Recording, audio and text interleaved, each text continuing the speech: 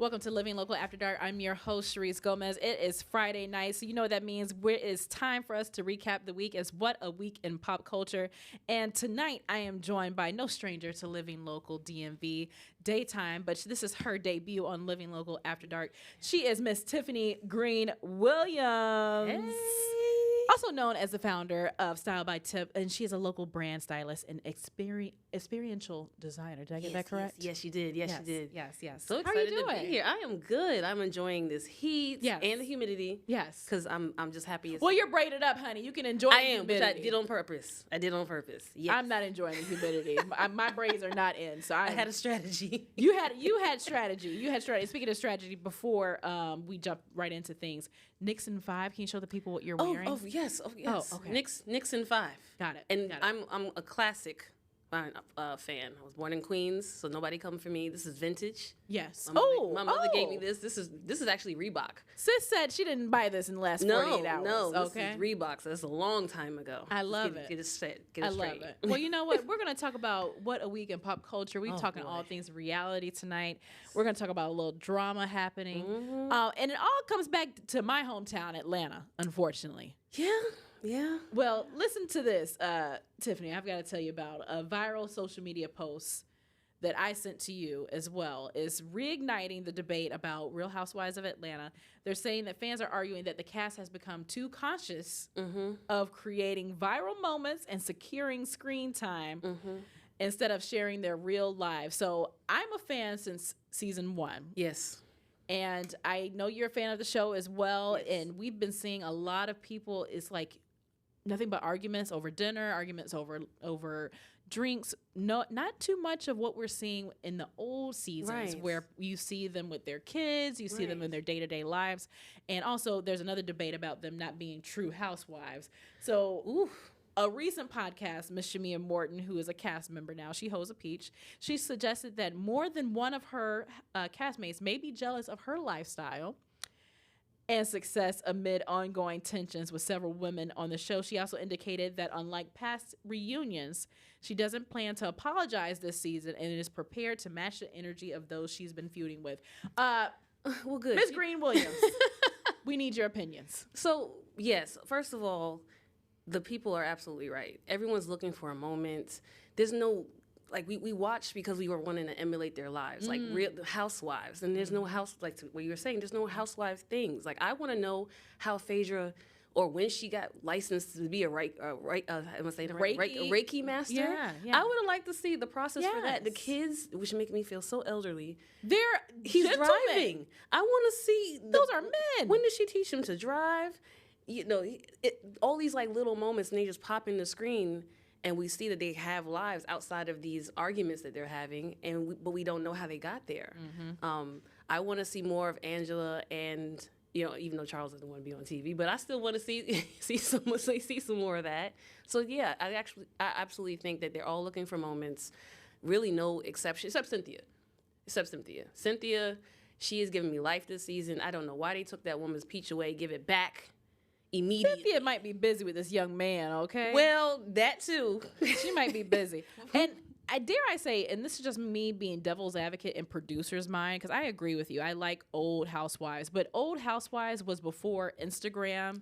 And it was before Twitter. It was. I think we probably had Facebook, but we didn't get that minute to minute, second by second. And we had to scratch our itch to see the inside of people's lives by watching the show. Now, if I want to see Portia's closet, I can go on her Instagram and instantly see it. If I want to see Phaedra's kids and what they're doing, I can go follow her kids. I think that could be solved with a contract. Oh. Let's limit how much of your personal life you share on social media so that we can keep the things for TV. Okay. And I also think if they went in really trying to create relationships with each other, we would see the difference in that, like that scene. I think it was a couple episodes ago when they were all Phaedra. It was Angela, Phaedra, Portia, and Drew. They were sitting at the table, just kikiing, sharing drinks. Yeah. And I really liked that moment. It felt authentic. We're over the drama. We want to just see real authenticity. So let me tell you something else real. We've got a couple minutes left. Talking about, are housewives even rich anymore? Shamia's rich. I feel like Shamia and yes, her husband. she's wealthy. Yes, I looked up how much her house sold for. That was $9 million. I'm happy for them. And again, I'm from Atlanta. She's from the East Side, just like me. Her and Portia are from the East Side. Shout out to Decatur, where it's great.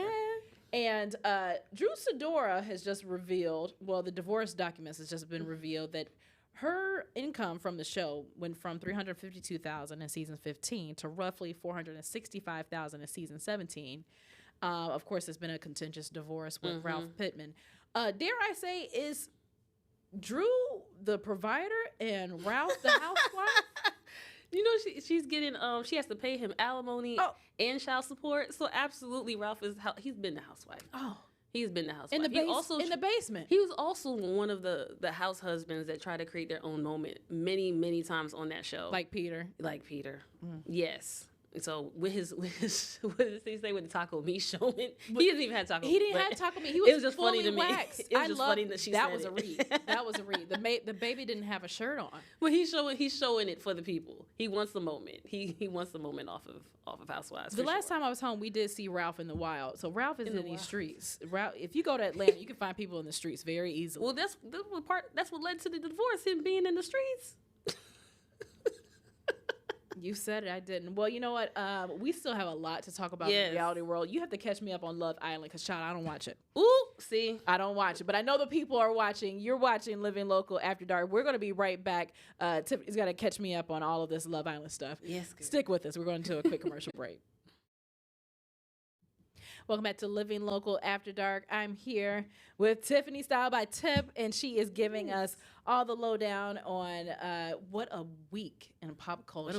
What a week. Let me just say that this is one story. I'm usually well-versed in all types of pop culture, but I have purposely stayed away from this reality show because I feel like this is going to break my back with how much TV that I watch because I know everybody's obsessed with it.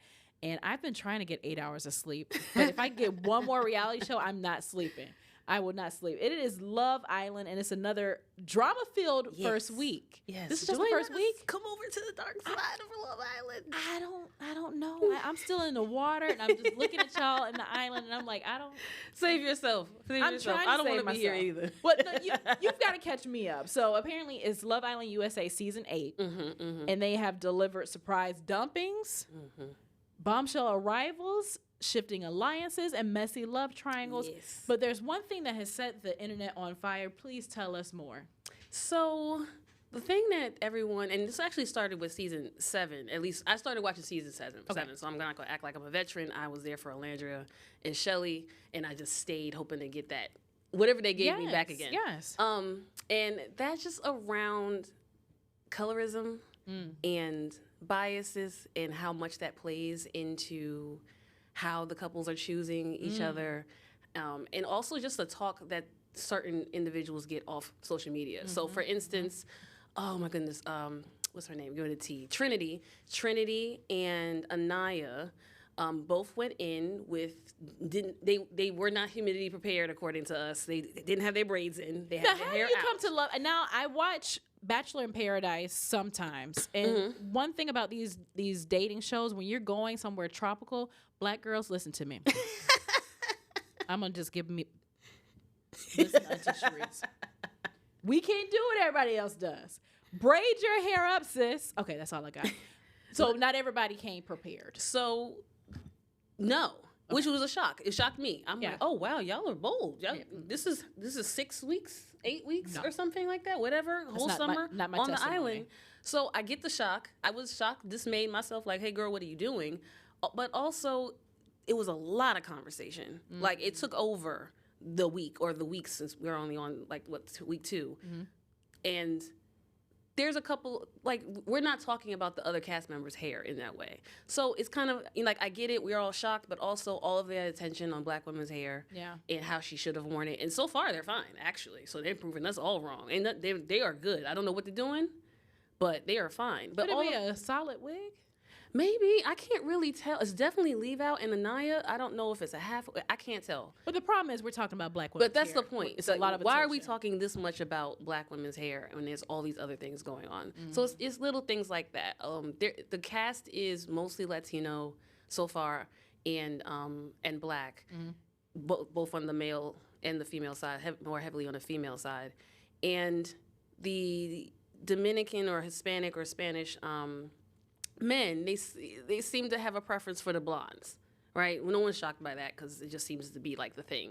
But it kind of leaves those, the two dark-skinned black women, like I don't know how long they're going to last because they're not what traditionally appeals to the new or to the men as it stands. So that's part of the conversation. It's like, how are they going to make it if there's not more black men to choose them, because other races are probably not going to choose them. And the thing is I hate when people are too scared to have these conversations, because this is something that we have to talk about. I mean, this has happened, and we've seen it in Real Housewives of Potomac. Yes. And being a lighter complected person, or I would say, as my sister calls me, clear. Oh, you're not clear. Those of us who are on the clear side of the African American spectrum, I've never shied away from this conversation because it's something very real. It's something very, very real. And I mean, I remember I went to MLK High School in Atlanta, and I was the minority. Like, my nickname was White Girl, so I answered. Oh my God! Teachers called me White Girl. Kids are so mean. No, teachers. This is the 2000s. We didn't have any. Jesus. We didn't have any. But my point is that this is something that has been going on in the black community since the beginning of time, from slavery. And if we talk about it in the 2026 lens and act like, I don't see color, this doesn't exist, that's BS. Just be complete and honest. Complete and honest. Yeah. And then people having preferences is one thing, but when you alienate somebody solely on their skin tone, right, I have a problem with that. And it's really hard to tell. And just to give a little bit of grace to the cast and the men of Love Island, it's hard to tell. So here's what I think. Preferences for complexion, I feel like, come from the same place that colorism does. I think racism. Yes. And so we all been conditioned to look at one beauty standard. I feel like calling someone a colorist is when they are intentionally making choices to perpetuate that beauty standard. We don't know for sure that the cast of Love Island or the producers are doing that. Is it likely? That's what it looks like. Yes. So it can happen when you don't even realize it. And it can. Yes. And so I think that it can, I think it happening is, that's institutionalized. Like, that's just, what it is. Them intentionally, and when I say them, I'm talking about the cast members, saying, I don't want this color, or I prefer this complexion, is different. And I do feel like I see that with, I can't remember any of them, like Gabriel, oh my gosh, what's the other one? He's kissing everybody. The two. Don't ask me. The two Hispanic men, and usually when the Hispanic or Dominican or Spanish men come on there, they tend to go for the blonde-haired women, and it's something that I've noticed in the last season and this season. This is a deeper conversation. I don't even think we have a time for it. Yeah, don't get me. I think especially our men, and when I say our men, I'm talking about all men, like what they're not used to seeing. And they consider something exotic. Don't get me started. That's a whole other situation. But you know what? This is only a 30-minute show. We've got to pay some bills. We will be right back. We've got to talk about some more drama in the ATL dealing with Big Tigger. You're watching Living Local DMV. Yeah, more drama, girl. Stick with us. Welcome back to Living Local After Dark. I am joined by the illustrious Style by Tip. Hello. Hey, hello. People. Tell them again, Nixon 5. Nixon 5. Just to put it out there. I cannot wait for tomorrow. Just to put it out there. Well, I can't wait for it as well, just because I want you to be happy. I want you and all the Knicks Nation to be happy. Yes. I don't have a horse in this race at all. I'm just here for the free food. But there's one thing we got to talk about in the A, again, my hometown. New York drama, don't show. There's a lot of drama. at least in New York right now, y'all are celebrating and happy. What's going on with Atlanta? I got a lot going on. I left 10 years ago for a reason. That's all I'm gonna say. But Big Tigger, I actually interned at the radio station that he works at. He's facing some public scrutiny. I'm sure you've seen it on your timeline. He's been named a suspect in a domestic abuse and dispute investigation involving his wife, who they recently shared a child with, and he has strongly denied these. And I had to make the legal note. Allegedly, he denies abuse allegations, maintains the accusations against him are untrue, and he says he is cooperating with the appropriate processes while working to protect his reputation. That's our legal note. But his wife went on Beyonce's internet. Yes, she did, and she posted a photo, and it looked like a stitch in her eyebrow and like a black eye. Nasty. And she alleged that she was physically abused. And the caption said something along the lines of, "Ask my husband what happened." So that's why I said it's alleged, but she has since then released a statement. It was actually released to, I want to say, another radio show this morning, where she was saying that everybody drew all these conclusions, and I don't know why they're doing this, and please, keep us, this is a private situation. Everything's going to play out in court. So with all this being said, Tiffany, what are your thoughts on airing out dirty laundry on social media? I wish we knew less. I wish we knew less. And I wish I didn't.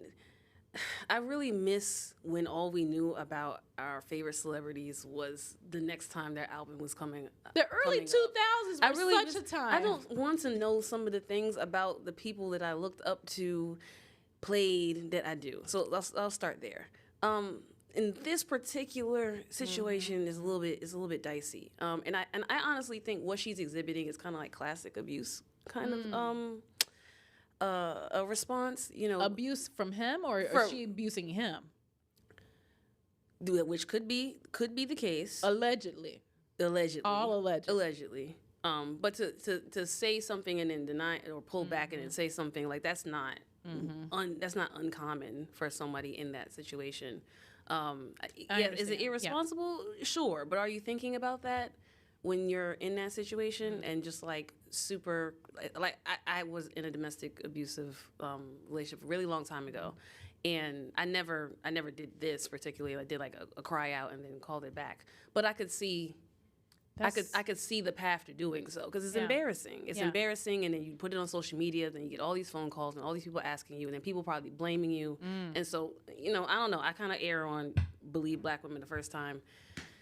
I could be totally eating my foot here later on, but I think you made a really good point, and I'm glad you brought this up. A couple weeks on this very show, we talked about how Gayle King came out and talked about how she caught her husband cheating on her. This was like 20 years removed. And a lot of women came forward and said, thank you for telling your story, because so many women feel shame, even though they are victims. And of course, him cheating is different from physical abuse. But a lot of women especially feel shame for something that has been done to them.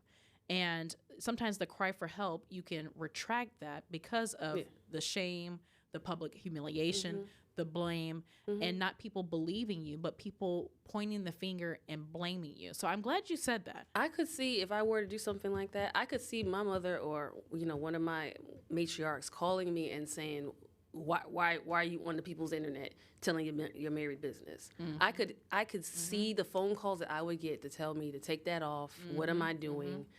Unfortunately or fortunately, I could see that. Yes. So I'm just putting that could be a thing, especially in the black community. I feel like it's more so privacy above all else.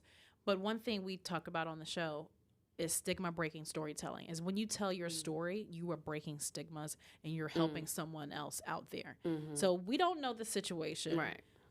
But that posed my next question: is everyone innocent until proven guilty, or do you believe women, and if not all, but most abuse allegations? Yes, I believe black women the first time. Sorry, not sorry. We got enough as it is. Don't apologize, sis. Don't apologize. I believe black women the first time. Yes. Now, with that, I guess I'm tapping. With that, I do believe there should be severe consequences for lying. And I don't think, I guess you could press criminal charges, but that doesn't seem to be a thing that men do.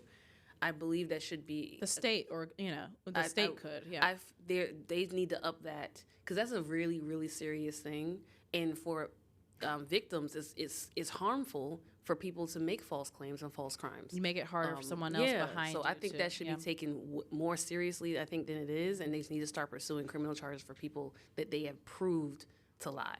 But yes, I'm believing black women the first time. Let me just make a confession. Again, I said I'm from Atlanta. I have interned, met Big Tigger, all the things. When this came out, I unfollowed you, Big Tigger.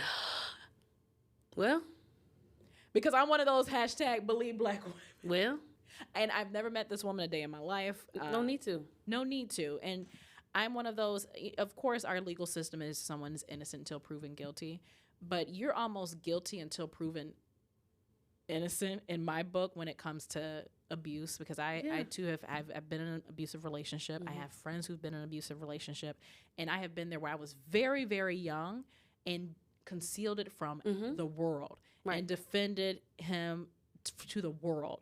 And when someone does have an outcry on social media, it could be one or two things, but I always first think that this is true and they need help. Yeah, she needs help in some way. In some way. I mean, do we think she hit herself? Well, the thing that has gotten the internet really ablaze is that there was a situation where she was in the parking lot of a casino in the DMV, and she left her child in the car for 8 hours. So a lot of people are saying that she's not well mentally, but this is all. She may not, and that doesn't mean that she's not a victim. Right? What's that have to do with it? Well, I'm glad we cleared all this up. The people have Style by Tip's opinion. Before we have to go, it is late night. It's Friday night. Tell the people how they can follow you. Yes. My Instagram, my website, all the same. Style by Tip, StyleByTipp. But they can't get that jersey because that's vintage, honey. That's vintage. Yes. That's vintage. But she can style you in something vintage. Yes, hit her up. Throw your coins at Style by Tip.